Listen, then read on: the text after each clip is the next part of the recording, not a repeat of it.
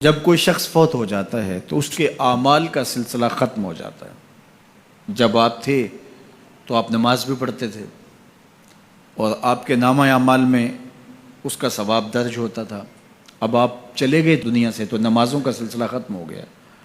آپ صدقہ دیتے تھے، اس کا ثواب آپ کو دیا جاتا تھا، اب آپ نہیں دے سکتے۔ آپ تسبیحات کرتے تھے، آپ کسی کی مدد کرتے تھے، آپ لوگوں کو راستہ دکھاتے تھے، راستے میں پڑی ہوئی چیز اٹھا لیتے تھے، کسی پیاسے کو پانی پلا دیتے تھے، کسی بھوکے کو کھانا کھلا دیتے تھے، کسی برہنہ وجود کو لباس دے دیتے تھے، کسی کا بیٹھ کے دکھ سن لیتے تھے، کسی کی مشکل میں کام آ جاتے تھے۔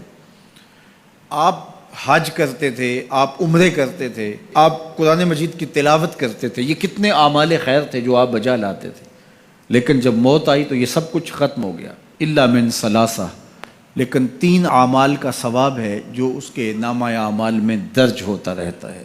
وہ کون سی 3 چیزیں ہیں سنیے، اور یہ اعمال اپنی زندگی میں کمائیں تاکہ نامہ اعمال کبھی بھی جو ہے وہ بند نہ ہوں اور یہ چیزیں درج ہوتی رہیں۔ سب سے پہلی چیز صدقہ جاریہ، ایسا صدقہ کہ جو جاری رہے۔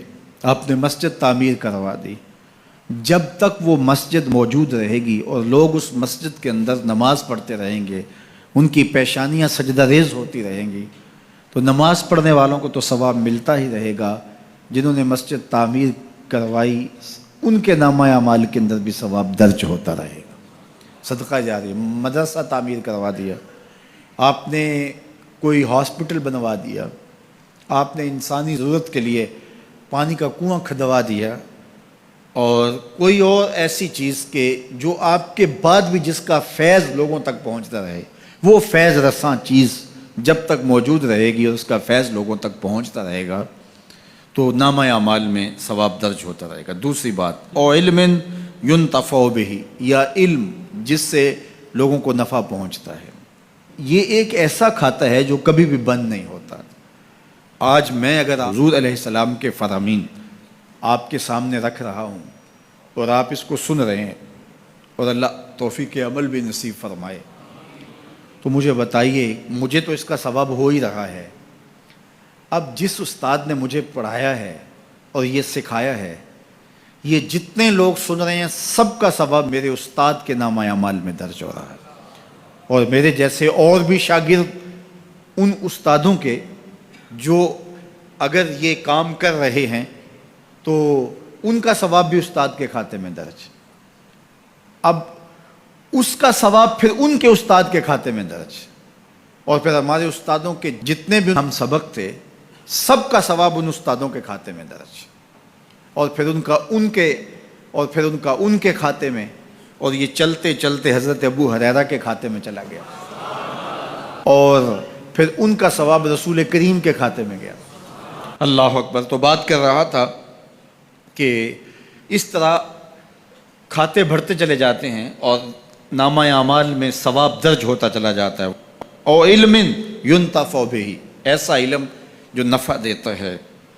او ولد صالح يدعو له، تیسری بات صالح اولاد جو ماں باپ کے لیے دعا کرے، اور ماں باپ کے لیے جب دعاؤں کا سلسلہ اولاد کی جانب سے جاری رہتا ہے تو وہ صدقہ جاریہ ہوتا ہے۔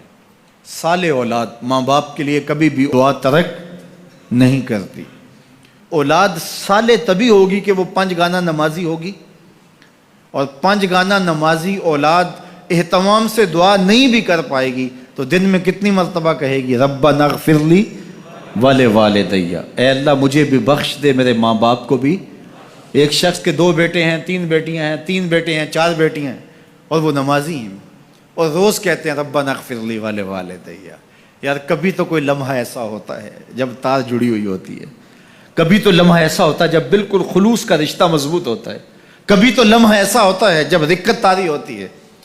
تو بچپن، لڑکپن، جوانی، بڑھاپا، روز دعا مانگ رہا ہے ربنا اغفر لی ولوالدی، کبھی بیٹی مانگ رہی ہے، بیٹا مانگ رہا ہے۔ تو صالح اولاد کی دعائیں ماں باپ کے درجوں کی بلندی کا ذریعہ ہے۔ تو 3 چیزیں ارشاد فرمایا کہ یہ منقطع نہیں ہوتی، صدقہ جاریہ، علم نافع، اور صالح اولاد۔ اللہ ہمیں صدقہ جاریہ کی توفیق بھی دے، اور اللہ ہمیں علم نافع سیکھنے اور علم نافع آگے منتقل کرنے کی توفیق بھی دے، اور اللہ جل شانہ ہمیں توفیق عطا کرے کہ ہم اپنی اولاد کی ایسی تربیت کریں کہ کل ہمارے لیے وہ صدقہ جاریہ بنے۔